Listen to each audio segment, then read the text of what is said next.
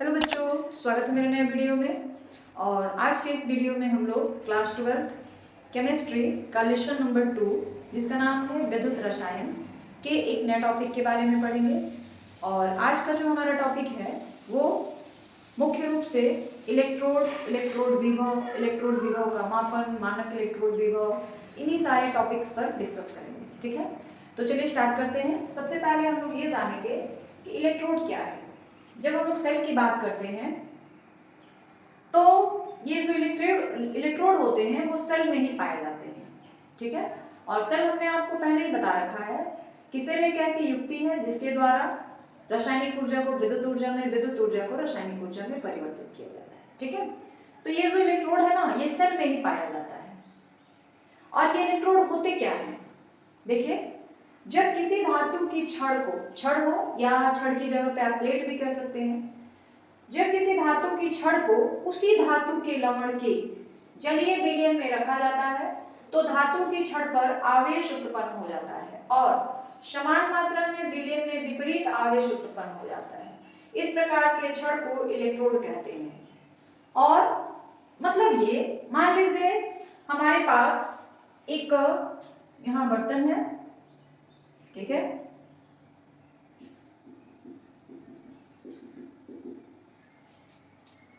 किसी धातु की छड़ को उसी धातु के लवण में, मतलब मान लीजिए हमारे पास ये जिंक धातु की छड़ है, ठीक है, मान लीजिए ये जिंक धातु की छड़ है और उसी धातु के लवण में, यानी जिंक धातु का ही कोई लवण होना चाहिए।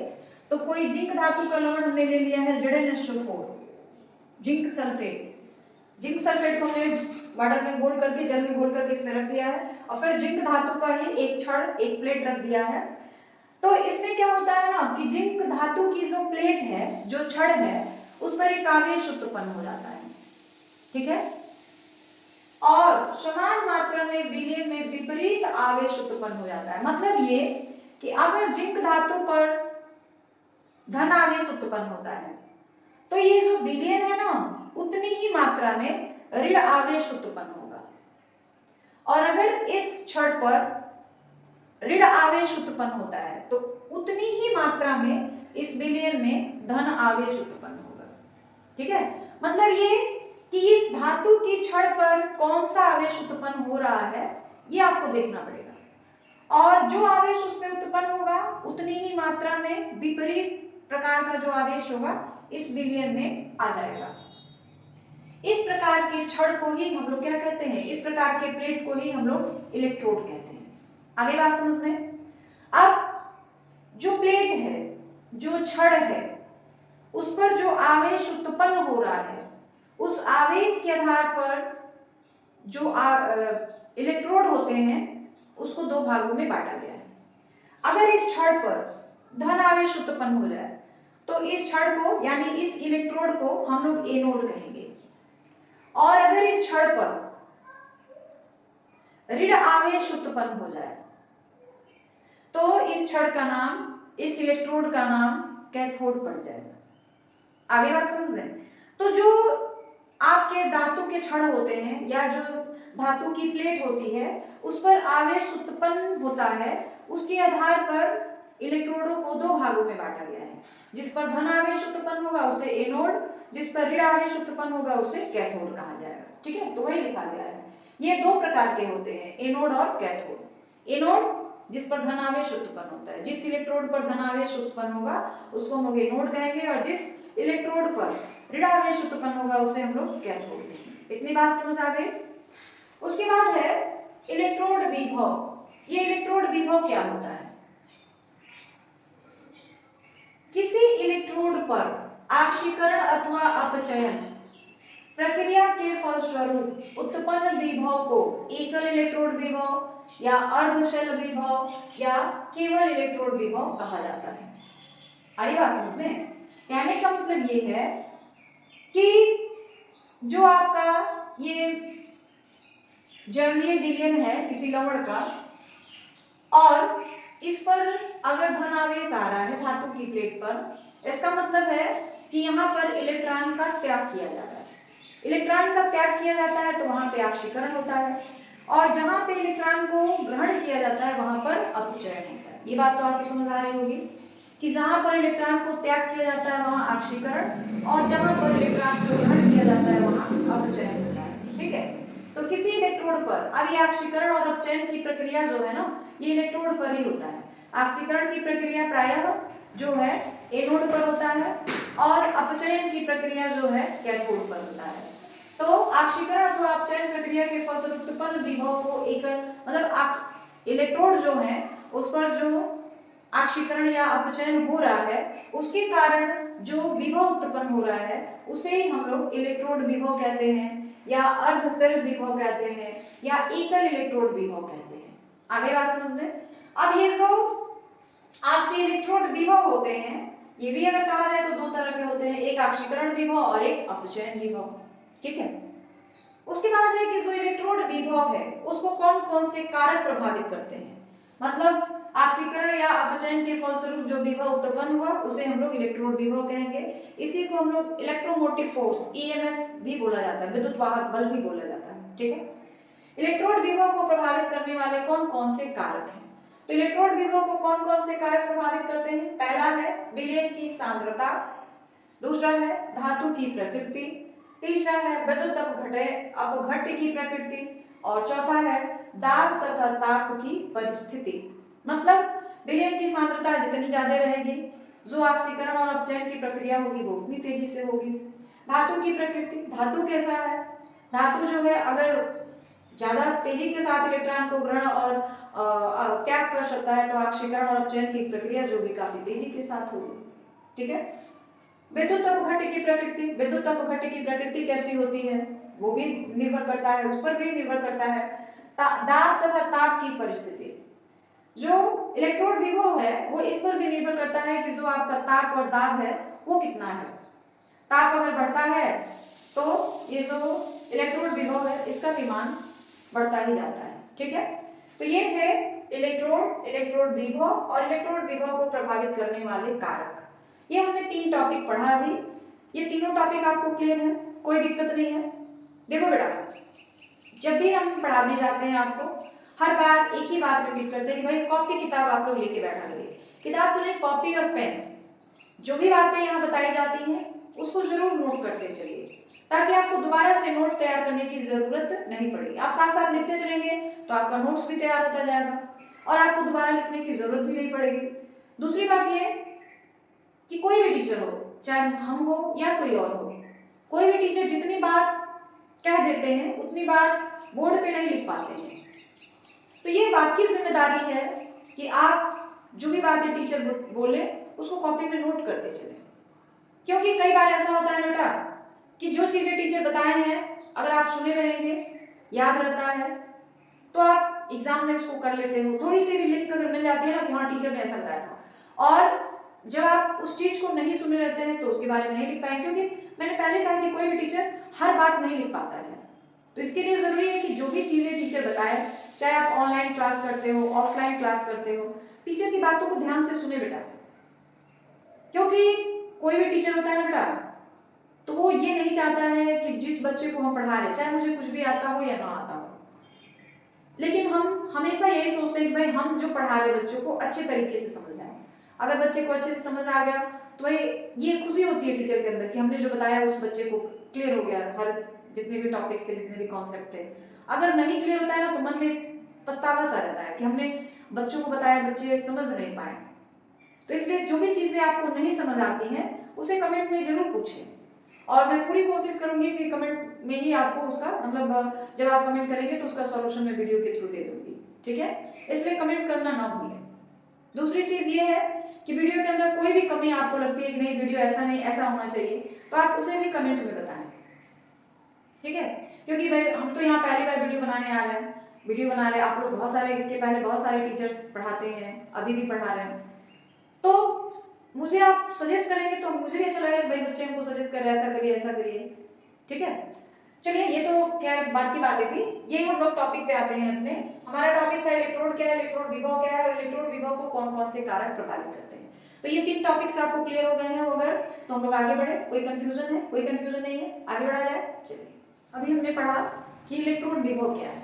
ठीक है, अब हम लोग ये जानेंगे कि जो इलेक्ट्रोड विभव होते हैं वो कितने प्रकार के होते हैं। इलेक्ट्रोड विभव जो होते हैं दो प्रकार के होते हैं, एक होता है आक्षीकरण विभव और एक होता है अपचयन विभव। जब इलेक्ट्रोड निकाय, अब आक्षीकरण विभव क्या है वो जानेंगे। जब इलेक्ट्रोड विलयन के सापेक्ष ऋण आवेशित हो जाता है तब आक्षीकरण संपन्न होता है। मतलब ये इलेक्ट्रोड जो है विलयन के सापेक्ष ऋण आवेशित हो जाता है तब आक्षीकरण संपन्न होता है। यानी जब कोई इलेक्ट्रोड इलेक्ट्रॉन का त्याग करता है, जब भी कोई इलेक्ट्रोड इलेक्ट्रॉन का त्याग करता है तो उस स्थिति में इलेक्ट्रोड का जो विभव होता है वो आक्षीकरण विभव कहलाता है। आप ये भी कह सकते हैं कि जब कोई इलेक्ट्रोड इलेक्ट्रॉन का त्याग करता है तो इस स्थिति में इलेक्ट्रोड का विभव आक्षीकरण विभव कहलाता है।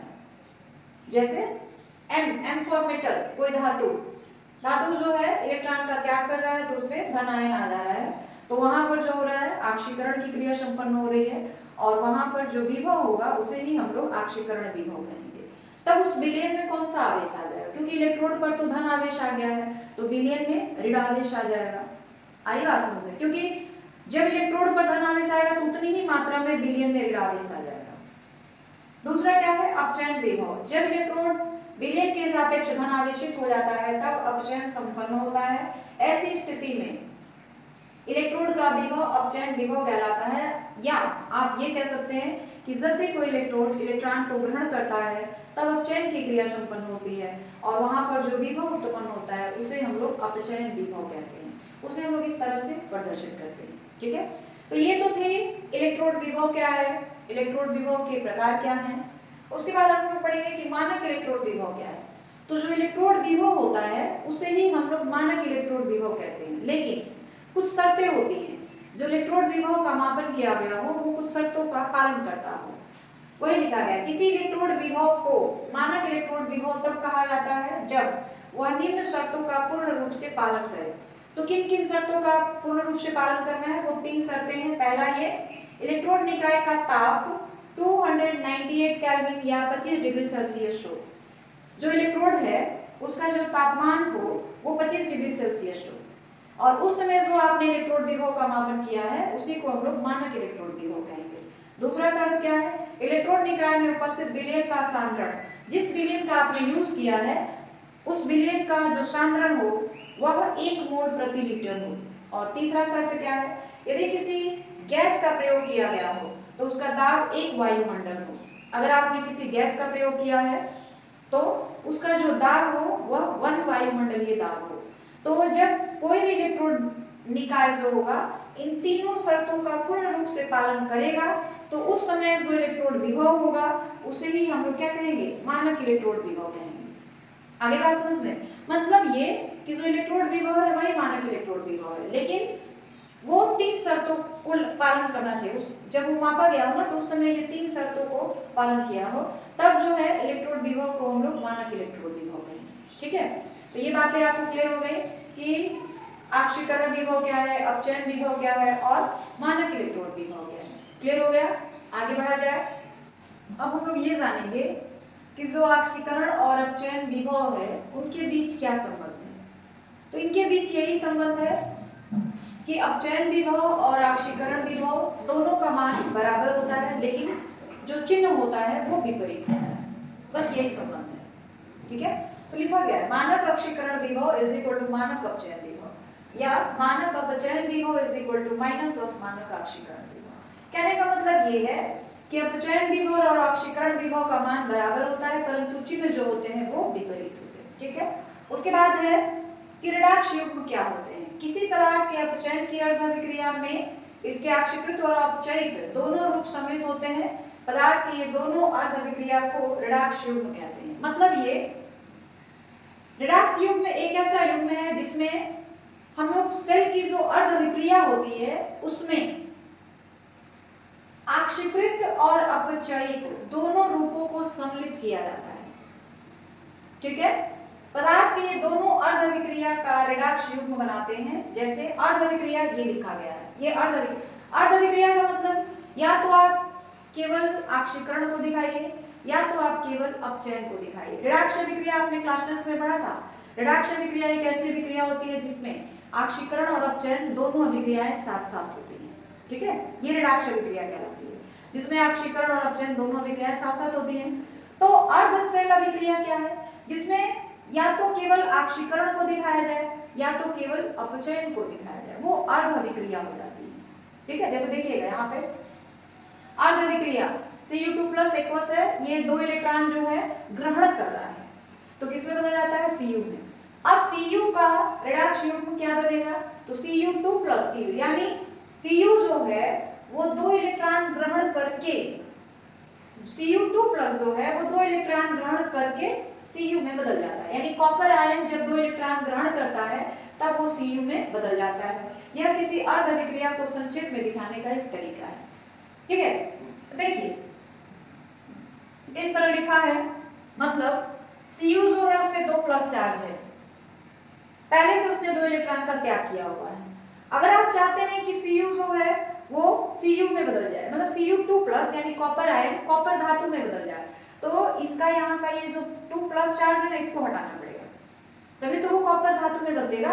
तो हटाने के लिए क्या करना पड़ेगा कि ये 2 इलेक्ट्रॉन ग्रहण करेगा, तो जब 2 इलेक्ट्रॉन ग्रहण करेगा ना, तो मान लीजिए इस तरह हम इसको लिख सकते हैं प्लस, जब ये 2 इलेक्ट्रॉन ग्रहण करेगा तो दोनों माइनस माइनस आ जाएंगे, 2+ 2 माइनस कैंसिल हो जाएंगे, केवल Cu जो है वो बच जाएगा। तो इसको हम लोग रेडॉक्स युग्म कहते हैं, जिसमें ये बताया जा रहा है कि जो Cu2+ है यानी कॉपर आयन है, वह 2 इलेक्ट्रॉन ग्रहण करके कॉपर में बदल जा रहा है, ठीक है। तो ये जो है रेडॉक्स युग्म है।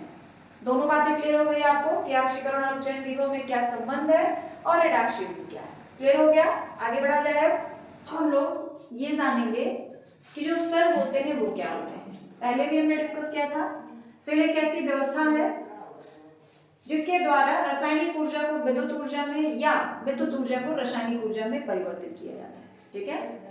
सेल बहुत ज्यादा इंपॉर्टेंट है। इस साल यानी 2025 का जो फिजिक्स का पेपर था उसमें, सॉरी केमिस्ट्री का जो पेपर था उसमें सेल से बहुत ज्यादा सवाल पूछे गए थे। सेल अभिक्रिया क्या है, फिर एक सेल अभिक्रिया दिया था, उसको पूर्ण करके सेल बनाना था, इस तरह से बहुत सारे सवाल पूछे गए थे इस साल 2025 के पेपर में केमिस्ट्री में, ठीक है। तो इसलिए ये बहुत ज्यादा इंपॉर्टेंट टॉपिक है आपके लिए, आप काफी अच्छे से और ध्यान से पढ़िएगा। विद्युत रासायनिक सेल एक ऐसी व्यवस्था है जो रासायनिक ऊर्जा को विद्युत ऊर्जा में या विद्युत ऊर्जा को रासायनिक ऊर्जा में परिवर्तित कर देती है। समझ आ गई बात, कोई दिक्कत नहीं है। आगे बढ़ा जाए। विद्युत रासायनिक सेल 2 प्रकार के होते हैं, एक होता है विद्युत अपघटनी सेल और दूसरा होता है गैल्वेनिक सेल, ठीक है। उसके बाद विद्युत अपघटनी सेल क्या है, विद्युत अपघटनी सेल वह सेल है जो विद्युत ऊर्जा को रासायनिक ऊर्जा में परिवर्तित करती है। विद्युत अपघटनी सेल यानी जो विद्युत ऊर्जा को रासायनिक ऊर्जा में परिवर्तित करता है। इस प्रकार के सेल में बाह्य स्रोत से विद्युत धारा प्रवाहित करनी पड़ती है। कहने का मतलब ये है, एक ऐसा सेल जो विद्युत ऊर्जा को रासायनिक ऊर्जा में परिवर्तित करती है, मतलब जो सेल है उसमें आपको बाहर से ऊर्जा देनी पड़ेगी, बाहर से विद्युत धारा का प्रवाह करना पड़ेगा, ठीक है। जैसे मान लीजिए यहाँ पे एक ये 2 इलेक्ट्रोड है, यहाँ पे हमने एक विद्युत अपघट्य भरा हुआ है, इन दोनों इलेक्ट्रोडों को हमने एक बैटरी से जोड़ रखा है। तो जब हम लोग बैटरी से जोड़ देते हैं तो विद्युत धारा का प्रवाह होने लगता है, और विद्युत धारा का प्रवाह होने लगता है तो एक रासायनिक अभिक्रिया शुरू होती है। जैसे ही विद्युत धारा का प्रवाह होता है एक रासायनिक अभिक्रिया शुरू हो जाती है, और रासायनिक अभिक्रिया के फलस्वरूप जो ऊर्जा उत्पन्न होती है वही रासायनिक ऊर्जा है। आगे बात समझ में क्या होता है कि इस तरह के सेल में हम लोग जब दोनों इलेक्ट्रोड को किसी तार से किसी बैटरी से जोड़ देते हैं तो विद्युत धारा का प्रवाह होने लगता है, जिसके फलस्वरूप रासायनिक अभिक्रिया होती है। रासायनिक अभिक्रिया के फलस्वरूप जो ऊर्जा उत्पन्न होती है उसे हम लोग रासायनिक ऊर्जा कहते हैं। तो आपने क्या किया, बाहर से विद्युत धारा दिया है, बाहर से आपने यहाँ बैटरी जोड़ रखा है ताकि उसमें विद्युत धारा का प्रवाह हो सके, और वही विद्युत धारा जो है, वही विद्युत ऊर्जा जो है रासायनिक ऊर्जा में परिवर्तित हो जाती है। आपने पढ़ा भी है ऊर्जा संरक्षण नियम। ऊर्जा संरक्षण नियम ये कहता है कि ऊर्जा को ना तो उत्पन्न कर सकते हैं ना ही नष्ट कर सकते हैं, इसे केवल एक रूप से दूसरे रूप में परिवर्तित किया जा सकता है। तो जैसे ही हम लोग सेल से बाह्य स्रोत से ऊर्जा देंगे विद्युत ऊर्जा, वही विद्युत ऊर्जा जो होती है रासायनिक ऊर्जा में परिवर्तित हो जाती है। तो ऐसे सेल को हम लोग विद्युत अपघटनी सेल कहते हैं। तो वही लिखा गया, विद्युत अपघटनी सेल वह सेल है जो विद्युत ऊर्जा को रासायनिक ऊर्जा में परिवर्तित कर देता है। इसका उपयोग विद्युत लेपन और धातु के शुद्धिकरण में किया जाता है, जो विद्युत अपघटनी सेल है, ठीक है। दूसरा है गैल्वेनिक सेल, वह सेल जो रासायनिक ऊर्जा को विद्युत ऊर्जा में परिवर्तित करता है, उन्हें गैल्वेनिक सेल कहा जाता है। उसी का जस्ट उल्टा है। इस प्रकार के सेल में रासायनिक अभिक्रिया के फलस्वरूप विद्युत ऊर्जा की उत्पत्ति होती है, जैसे शुष्क सेल, डेनियल सेल इत्यादि। मतलब ये जो डेनियल सेल गैल्वेनिक सेल है उसमें आपको बाहर से विद्युत धारा प्रवाहित करने की जरूरत नहीं होती है। पहले उन दोनों इलेक्ट्रोडों के बीच रासायनिक अभिक्रिया होती है और रासायनिक अभिक्रिया के फलस्वरूप रासायनिक ऊर्जा उत्पन्न होती है और वही रासायनिक ऊर्जा जो होती है विद्युत ऊर्जा में परिवर्तित हो जाती है। मतलब ये अगर इस तरह का व्यवस्था है, हमारा सेल है, इसमें हमने 2 इलेक्ट्रोड जोड़ रखा है इस तरीके से और यहाँ पे हमने एक बल्ब लगा दिया, तो ये बल्ब जो होगा जलने लगेगा। मतलब ये कि जो गैल्वेनिक सेल होता है वो क्या करता है, रासायनिक ऊर्जा को विद्युत ऊर्जा में परिवर्तित होता है। पहले दोनों इलेक्ट्रोडों के बीच आपस में रासायनिक अभिक्रिया होती है, रासायनिक अभिक्रिया के फलस्वरूप ऊर्जा उत्पन्न होती है, वही ऊर्जा रासायनिक ऊर्जा हो गई। अब रासायनिक ऊर्जा जो होती है विद्युत ऊर्जा में परिवर्तित हो जाती है, तो ऐसे सेल को हम लोग गैल्वेनिक सेल कहते हैं। ठीक है, तो हमको मुख्य रूप से गैल्वेनिक सेल के ही बारे में पढ़ना है। गैल्वेनिक सेल क्या है, इसका निरूपण कैसे होता है, इसका उपयोग क्या है, इसको कैसे बनाया जाता है, ये सारी चीजों के बारे में हमको पढ़ना है। ठीक है, तो आगे हम लोग इसी के बारे में पढ़ेंगे कि गैल्वेनिक सेल का कैसे निर्माण किया जाता है। ठीक है, तो ये दोनों बातें क्लियर हो गई आपको कि विद्युत रासायनिक सेल क्या है। विद्युत रासायनिक सेल 2 प्रकार के होते हैं, विद्युत अपघटनीय सेल और गैल्वेनिक सेल। बातें क्लियर है, कोई दिक्कत नहीं है।